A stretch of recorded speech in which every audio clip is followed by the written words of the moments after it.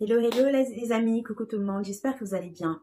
Alors nous ça va, on a passé des bonnes fêtes de fin d'année, j'espère que ça a été de votre côté aussi. D'ailleurs je vous souhaite une fois de plus bonne année à vous tous. Très très bonne année 2023. Alors je vais pas vous faire des vœux comme d'habitude où on fait des vœux de ceci, des vœux de cela. Moi j'ai demandé trois choses. J'ai demandé pour cette année, pour moi ainsi que pour vous tous, la santé en premier lieu. Ensuite, j'ai demandé la paix de l'esprit et du cœur.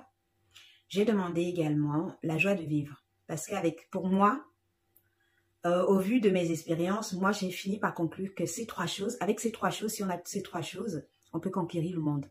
Si on a la santé, la paix, la joie de vivre, on peut conquérir le monde. Voilà. Donc, je partage ce vœu avec vous. C'est ce que je souhaite pour moi, ainsi que pour mes proches et pour vous également, parce que vous faites partie de ma team. Donc, voilà. Aujourd'hui, j'aimerais parler d'un petit sujet qui concerne les fêtes de fin d'année. Les cadeaux aux enfants qui n'ont pas réussi à l'école. La privation des cadeaux aux enfants qui n'ont pas réussi à l'école. Alors, c'est un sujet qui me tient particulièrement à cœur et j'ai décidé aujourd'hui d'en parler avec vous. Parce que j'ai vécu cela, j'ai été victime de ça quand j'étais plus jeune. Et j'ai été face à ça dernièrement et ma réaction grâce à ma réaction, l'erreur a été corrigée auprès de cet enfant. Et c'est par la grâce de Dieu que j'ai été au courant de ça parce que sinon j'aurais pas pu être au courant puisque j'étais pas avec l'enfant. Voilà. Que pensez-vous du fait de priver un enfant de cadeaux pendant que vous offrez les cadeaux à ses frères et sœurs qui ont réussi à l'école? Alors, avant d'entrer dans le vif du sujet, je vais vous poser une question. Est-ce que vous pouvez, en tant que parent, quantifier l'amour que vous portez à votre enfant? Est-ce que vous pouvez quantifier l'amour que votre enfant peut porter pour vous? Mais à cause de votre geste, vous pouvez briser votre enfant. À cause de votre geste, vous pouvez pousser votre enfant à s'accrocher à quelqu'un d'autre que vous, à s'accrocher au petit geste d'amour qu'une tierce personne peut lui apporter. Et ça ne sera pas parce que votre enfant ne vous aime pas. C'est parce que votre enfant perçoit la privation que vous pouvez lui faire comme si vous ne l'aimez pas. Comme si vous aimez ses frères plus que lui. Que pensez-vous de ça? Moi, je sais que j'ai déjà eu à faire cela avec ma petite sœur. Une fois, elle s'est comportée mal. Ça, c'était même pas parce qu'elle avait mal travaillé à l'école, c'était parce qu'elle s'est comportée mal et je lui ai privé d'un cadeau que j'avais prévu lui offrir. Et je sais que ça l'a marqué parce qu'une fois adulte, un jour, elle m'en a parlé. Ça l'a marqué, ça l'a profondément marqué. Elle m'en a parlé, je me suis excusée, je me suis expliquée avec elle et j'ai réalisé que c'était pas la chose à faire. Vous savez, parfois un enfant fait une bêtise et vous regardez l'enfant, vous avez très envie de lui donner une baffe. Vous avez très envie de marquer le coup, de le punir de façon à ce qu'il réalise, pour vous, hein, vous pensez bien faire, de le punir pour qu'il réalise que ce qu'il a fait est mauvais.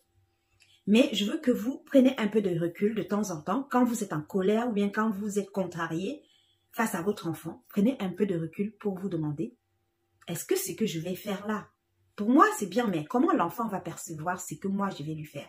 Est-ce que l'enfant va vraiment comprendre la leçon derrière?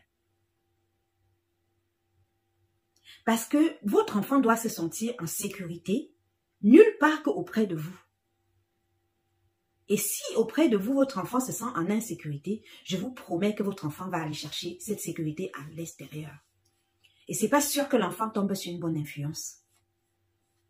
Ça peut arriver dans quelques cas, les enfants tombent sur des bonnes influences. Moi, ça est arrivé dans mon cas. Je prends toujours exemple sur moi parce que j'ai vécu tellement de choses que je sais que grâce à mon expérience, certains enfants peuvent être sauvés de certaines situations. Vous savez, il fut un temps, je ne savais pas trop comment agir avec mon propre enfant. Il faisait beaucoup de choses ce qui me mettait très en colère. Et une fois, je me suis retrouvée à le punir vraiment très sévèrement. Sauf qu'à chaque fois que je le punissais sévèrement, ça me renvoyait à mon enfance et que moi j'ai vécu. Et pendant que lui, il pleurait parce que je l'avais puni, moi je pleurais parce que moi je l'avais pour l'acte que je venais de commettre. Et à un moment donné, je me suis posé la question de savoir, est-ce que c'est bien ce que je fais? Est-ce que ça sert vraiment à quelque chose? Parce qu'à un moment donné, je me suis rendu compte également que, en observant mon enfant, vous savez, je suis professionnelle de la petite enfance, donc forcément mon métier fait que je rapporte ça à la maison en fait. Du coup, j'observe beaucoup mon enfant et je dialogue beaucoup avec lui. Il connaît mes défauts et moi aussi je les connais mes défauts. Et de temps en temps, je parle avec lui sur mes défauts. Je sais qu'il y a des choses qu'il aimerait que je fasse avec lui et que moi j'arrive pas à le faire. C'est un défaut. Mais ce défaut, je le connais, j'en suis consciente et j'en discute avec lui. À chaque fois, je parle avec lui, je lui demande, parfois je lui demande, est-ce qu'il m'en veut? Est-ce qu'il y a des choses que je fais qui lui plaisent pas? Parce que je veux qu'il soit capable de me parler librement. Est-ce qu'il voudrait que j'améliore quelque chose? Et il me parle, il me dit, j'aimerais que tu fasses plus certaines choses avec moi. Et c'est parce que je veux qu'il se sente toujours en sécurité auprès de moi. Je ne veux pas éloigner mon enfant de moi. Je veux que peu importe la situation où il se trouve, qu'il sache que il sera en sécurité auprès de ses parents. Et c'est ce que nous, on essaie de faire avec le nôtre. On espère que on est dans la bonne voie et on prie Dieu pour qu'il nous aide à bien l'éduquer. Revenons au cadeau. Alors, je vais vous raconter une petite histoire. Alors, avec ma sœur, on a envoyé pour les enfants de notre famille, les aînés, on n'avait pas les moyens. On s'est dit, puisqu'on ne peut pas donner pour tout le monde, on va se faire plaisir seulement aux enfants. Alors, ma sœur et moi, on a cotisé pour faire des petits cadeaux aux enfants. Donc, on a envoyé de l'argent pour qu'on offre des petites choses aux enfants. Ce qui se passe, c'est que le jour de Noël, j'ai mon oncle qui m'appelle pour me souhaiter joyeux Noël et tout. Et là, il me dit, je lui demande, les enfants, est-ce qu'ils sont contents de leur cadeau? Est-ce qu'ils sont heureux et tout? Il me dit, oui, ils ont bien reçu leur cadeau, ils sont très contents, sauf tel qui n'a pas reçu son cadeau parce que... Et là, je dis, non, peu importe la raison. Moi, j'aime tous mes cousins et mes neveux pareils. Si je décide de donner un cadeau à un enfant, peu importe, je ne sais pas, je ne veux pas aller contre votre éducation, mais peu importe ce que vous pensez, moi, si vous ne voulez pas donner le cadeau que vous avez prévu vous pour l'enfant, donnez-lui ce que moi j'ai donné pour lui. Parce que cet enfant, je représente non seulement son cousin, mais je représente également sa grand-mère. Et je ne peux pas le priver de cadeau parce que je ne peux pas quantifier l'amour que j'ai pour lui. Je suis désolée. L'amour que j'ai pour lui, ce n'est pas par rapport au travail qu'il fait à l'école. L'amour que j'ai pour lui, ce n'est pas par rapport à l'enfant qu'il est. C'est pas par rapport à ce qu'il m'apporte, je sais pas moi, physiquement ou autre. C'est à cause de lui, l'enfant qu'il est dans cette famille. Ce qu'il représente comme enfant dans cette famille. Là, honnêtement, j'ai été dure avec mon oncle. Et là, il m'a dit, en tant que sa cousine et en tant que sa grand-mère surtout, j'ai compris. Je lui ai tellement parlé qu'il a... Et là, il était... voilà, du coup, il a pris un coup. Moi, je lui ai dit, écoute, c'est nous qui poussons parfois nos enfants à aller dehors. À aller vers les autres. Parce que, bah là, mets-toi à sa place. Que penses-tu qu'il ressent, cet enfant? Il voit ses frères se réjouir. Et en plus, le pire, c'est que à côté, il me raconte. Parce que, avant même d'être dur avec lui, je lui ai demandé, mais en dehors du travail qu'il n'a pas bien fait à l'école, quel genre d'enfant est-il à la maison? Vous savez ce qu'il me dit? Il me dit, l'enfant est le premier à se lever le matin à faire le ménage à la maison pour aider sa mère. Il aide dans toutes les tâches ménagères. L'enfant, il est très doué manuellement. Je dis, mais un enfant comme ça, tu le prives de cadeaux parce qu'il n'a pas bien travaillé à l'école. Je suis désolée, à quel moment tu le valorises cet enfant? À quel moment tu l'encourages cet enfant? À quel moment tu le soutiens cet enfant? Non. Non, mettons-nous de temps en temps à la place de nos enfants. Rappelons-nous que nous avons été enfants aussi. Je me souviens que dans mon enfance, j'ai eu un Noël comme ça, plusieurs Noëls comme ça, où moi, je n'étais pas très douée à l'école, ça, je vais le dire. jusqu'à mes... j'étais super douée à l'école jusqu'à mes 10 ans. Après mes 10 ans, c'était compliqué. C'était devenu super compliqué pour moi. Et j'étais pas très douée à l'école, mais à chaque fois, j'étais privée des cadeaux parce que j'étais pas douée à l'école. Et vous savez, ce qui se passe, c'est que j'allais à l'église. Et la maman et le papa pasteur de l'église où j'allais, je parlais beaucoup avec eux parce que je me sentais proche d'eux, parce qu'ils avaient une approche différente avec moi. Je ressentais de la tendresse venant d'eux pour moi. Je ressentais de l'amour pour moi.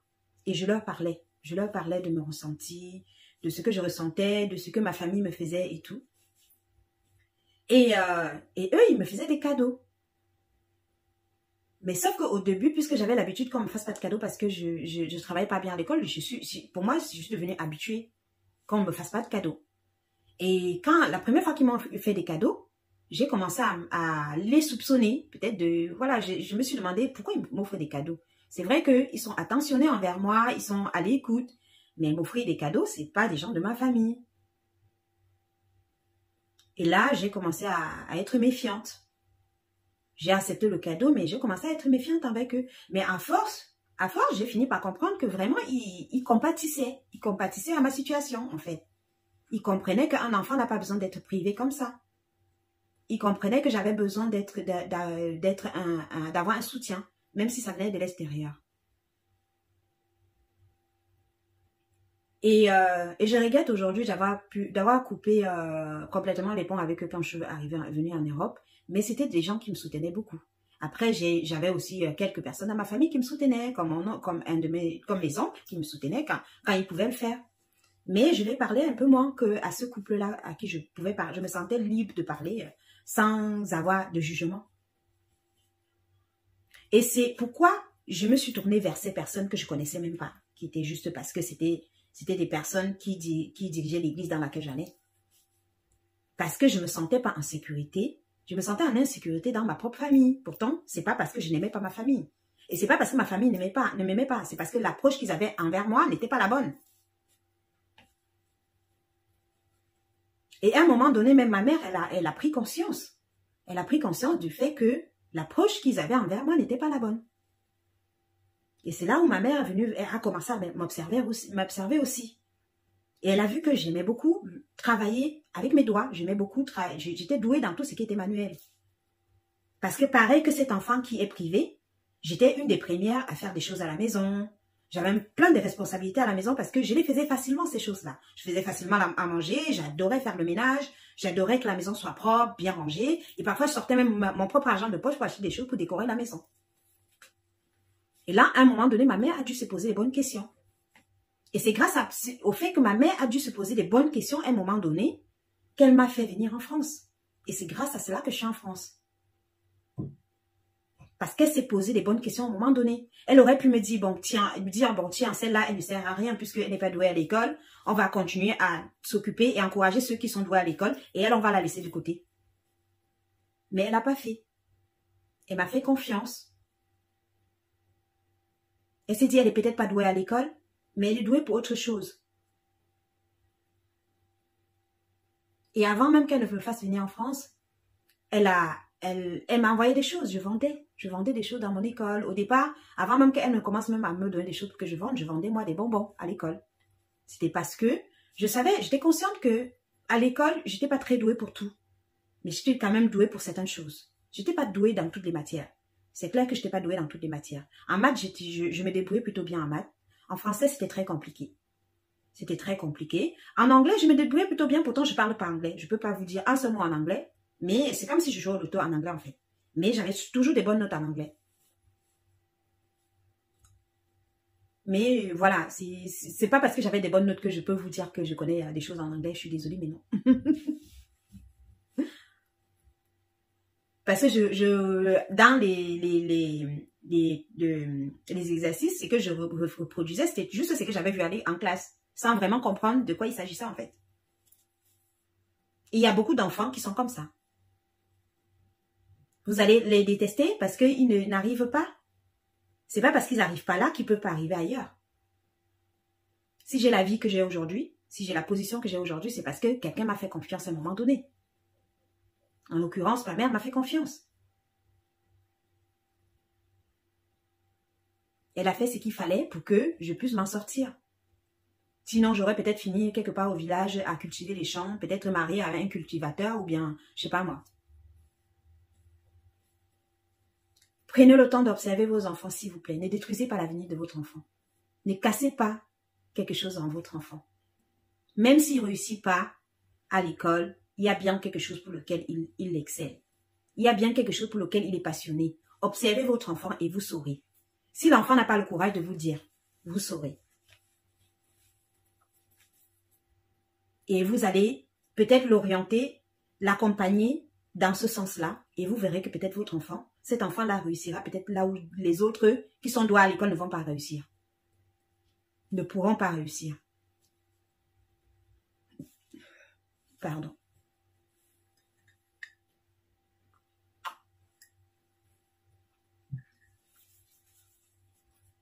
Vous savez, si j'en parle avec autant de passion, c'est parce que je l'ai vécu. Je l'ai vécu pendant de nombreuses années. Et j'en veux pas à ma famille parce qu'ils pensaient bien faire. Parfois, on pense bien faire, mais c'est pas la bonne méthode. C'est pas forcément la bonne méthode. Changeons de méthode. Ce n'est pas de taper l'enfant. L'enfant a mal travaillé à l'école. Ok, t'es pas content, t'es déçu.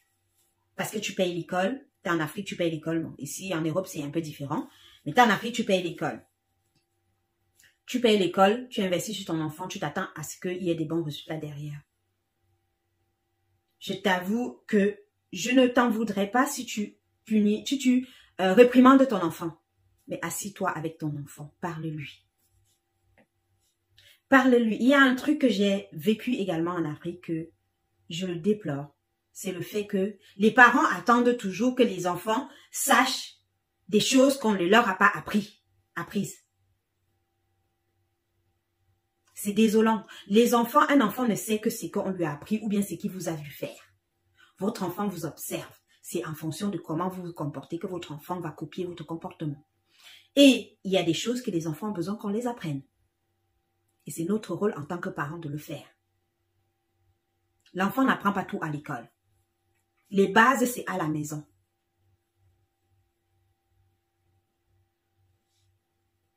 Les bases, c'est à la maison. Prenons le temps d'éduquer nos enfants. C'est très important. Moi, mon enfant me reproche de ne pas faire beaucoup de choses avec lui. Mais il ne peut pas me reprocher de l'observer. Je le connais mieux que lui-même. Parce que je l'observe beaucoup. J'observe tout ce qu'il fait. Je peux anticiper sur beaucoup de choses. Parce que je connais mon enfant. Je sais qui il est. Et je peux le défendre devant n'importe qui. C'est très important. C'est également important de prendre du temps avec nos enfants. De prendre du temps de faire des choses avec eux. Moi, j'ai des raisons pour lesquelles je ne fais pas certaines choses avec mon enfant que je ne peux pas exposer ici. Mais il y a des choses que je fais avec lui, comme des sorties, il y a plein d'autres choses que je fais avec lui. Vous voyez que même moi, j'ai des lacunes quelque part. Je ne suis pas parfaite. Je ne peux pas vous dire que je suis une maman parfaite. Loin de là. Je ne le suis pas du tout. Je suis comme toutes les mamans qui apprennent, qui sont encore en train d'apprendre parce que pour moi, je dis toujours que mon enfant et moi, on grandit ensemble. Je grandis en même temps que mon enfant. J'apprends. J'apprends de mes erreurs. J'apprends également de mes expériences. Et comme je vous disais tout à l'heure, à un moment donné, mon enfant, puisque j'avais commencé à le réprimander chaque fois qu'il faisait des trucs, et maintenant il faisait des choses et il attendait que je le réprimande. Parce que c'était pas la bonne approche. Et une fois que j'ai changé d'approche, des choses se sont calmées à la maison. Je me souviens dernièrement, j'ai ma tante qui me disait « Waouh, je peux t'appeler et parler avec toi pour sereinement sans t'entendre crier sur ton enfant. » Je criais tout le temps. Pourtant, moi, avant d'être maman, je m'étais dit que je serais une maman zen. Mais une fois qu'il a eu 1 an, la zénitude est terminée pour moi. Je criais tout le temps. Tout le temps, j'étais en train de crier après lui. Tout le temps, je criais.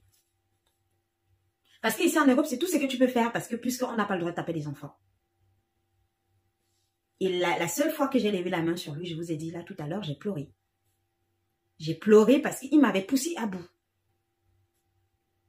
Et je ne pense pas qu'il a fait exprès de me pousser à bout, c'est juste que à l'époque, il affirmait il affirmait sa personnalité. Et quand un enfant affirme sa personnalité, il peut te pousser à bout. Et c'est pas parce qu'il veut.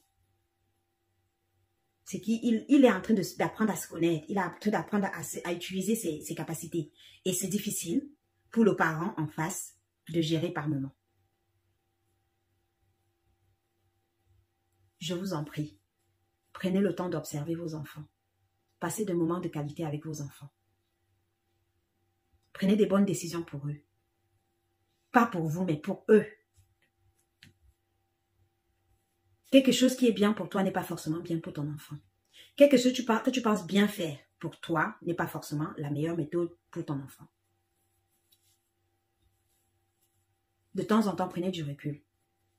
Un jour, j'ai dit à mon enfant, si tu sens que tu m'as poussé à bout, éloigne-toi de moi. Si tu sens que tu m'as poussé à bout de façon que je pourrais te frapper ou bien te gifler, éloigne-toi de moi rapidement. Parce que protéger un enfant, ce n'est pas seulement contre les autres. Hein. C'est même contre toi-même. Tu dois protéger ton enfant, même contre toi. Et même quand je lève mes prières à Dieu, je dis à Dieu, protège mon enfant contre tous les dangers du monde. Même contre moi s'il le faut. Même contre moi s'il le faut. Parce que parfois, le parent ne se rend pas compte, mais il est le plus grand danger pour son enfant. C'est pour ça qu'entre nous à la maison, on arrive à trouver un équilibre parce que quand moi j'arrive à exagérer, mon mari me dit tu exagères, calme-toi. Et quand c'est son cas, je suis capable de lui dire stop, calme-toi un peu, prends du recul. On se parle, on se communique pour pouvoir mieux élever notre enfant dans un équilibre, avec un équilibre, en trouvant un équilibre pour le faire. Un bon équilibre qui ne créera pas de tension entre nous. Et si cela est possible, c'est parce qu'on est d'accord sur la façon d'éduquer notre enfant. Je sais que quand on a plusieurs enfants, c'est un peu plus difficile. Mais c'est faisable. Il y a des gens qui y arrivent. S'il vous plaît, ne brisez pas vos enfants. Si j'ai fait cette vidéo aujourd'hui, c'est pour dire à une maman, un papa, ne brise pas ton enfant. Sois le meilleur soutien pour ton enfant.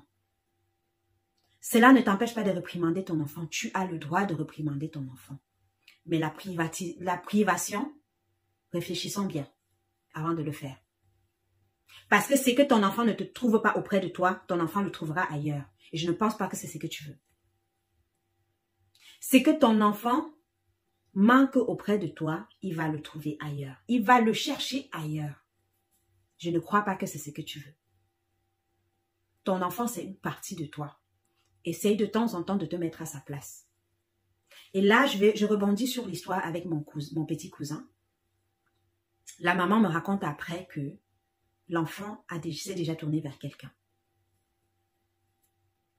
Vous voyez, j'ai parlé sans le savoir. C'est Dieu qui m'a poussé à exprimer mon ressenti. J'aurais pu avoir peur de mon oncle et me dire, je me tais, c'est pas mon enfant. Mais un enfant dans une famille, c'est l'enfant de tout le monde. Ce n'est pas qu'une histoire de papa et de maman. Je dis toujours qu'un enfant, l'éducation d'un enfant dépend de toutes les personnes qui l'entourent. Ça ne dépend pas que des parents et de papa et de maman. Ça dépend de toutes les personnes qui entourent cet enfant, de son éducation. Et c'est grâce à cela que j'ai pris mon courage pour parler durement à mon oncle. Et aussi grâce à la position que j'ai dans la famille, qui me permet de prendre certaines décisions. Et je rends grâce à Dieu pour une fois que cela a servi pour un bien. Je vous en prie, prenez soin de vos enfants. Si vous êtes un couple et que parfois vous avez peut-être peur, parce que je pense que là, ma belle-sœur, ma belle-tante, je pense qu'elle avait peut-être peur d'aller contre l'éducation de son mari, d'aller contre son mari. Vous n'avez pas besoin peut-être de parler à votre conjoint devant votre enfant, mais vous avez le droit de l'appeler à côté, une fois que vous êtes tous les deux, de lui dire ce que tu viens de faire, je pense que ce n'est pas la meilleure chose à faire. De partager votre ressenti avec votre conjoint. Et vous verrez qu'ensemble, vous trouverez la meilleure solution. Elle aurait pu le faire, mais elle n'a pas fait. Et ce que j'ai fait, elle a pris ça comme une bénédiction. Et elle me l'a dit, elle m'a dit merci, je ne savais pas comment le dire à ton oncle. Parce que ce que tu viens de dire, ça m'a rappelé que l'enfant s'est déjà tourné avec quelqu'un d'autre. Est-ce que c'est ce que vous voulez pour vos enfants? Est-ce que c'est ce que nous voulons pour nos enfants? En tout cas, moi, je ne veux pas que mon enfant se tourne vers quelqu'un d'autre que vers moi. Je dis toujours à mon enfant, peu importe ce qui se passe, que ce soit à l'école, dehors, où que tu sois, à moi, tu me dis la vérité. C'est que quand je ne saurai la vérité que je saurai comment te défendre. Mais si tu me caches à moi la vérité, je ne saurais pas te défendre. Je ne saurais pas comment te défendre si on est face à une situation grave. Je ne veux pas que tu aies peur de me dire la vérité. Je ne te punirai pas si tu as fait quelque chose de mal. Je discuterai avec toi. Je changerai avec toi. Je parlerai avec toi pour qu'on trouve ensemble la meilleure façon de régler la situation. Je ne t'encouragerai pas non plus pour que tu sois conscient que je ne vais pas t'encourager à faire des bêtises. Mais je serai à tes côtés pour t'aider à arranger, à réparer ce que tu as fait. C'est très important pour moi. Vous voyez? Parce que je n'ai pas eu, j'aurais aimé dans mon enfance que quelqu'un me dise ça. Plutôt que de me donner des coups ou alors de me punir sévèrement. J'aurais préféré que quelqu'un me parle comme je parle à mon enfant. C'est pour ça que je fais ça. Je ne donne peut-être pas la meilleure éducation à mon enfant, mais je suis prête à être sa meilleure amie. Je suis prête à être à ses côtés, peu importe ce qui arrivera. Courage à vous les papas, courage à vous les mamans. Nous allons tous y arriver. Mais trouvons un bon équilibre. Pour ça, nous avons besoin de trouver un bon équilibre. Nous avons besoin de faire des bons choix pour nos enfants, pas pour nous. Pas ce qu'on pense bien pour nous, mais ce qu'on pense bien pour nos enfants. C'est très important. Alors, je vous encourage à observer vos enfants, à discuter avec vos enfants, à être les meilleurs soutiens pour vos enfants, à être des meilleurs parents. Avec l'aide de Dieu, on y arrivera. Courage à vous les mamans, courage à vous les papas. Je vous embrasse fort. Et je vous souhaite une fois de plus une très belle année 2023. Prenons cette résolution pour le bien de nos enfants. Et puis tout ira super bien. Je vous embrasse fort et je vous dis à bientôt dans une prochaine vidéo. Bye bye.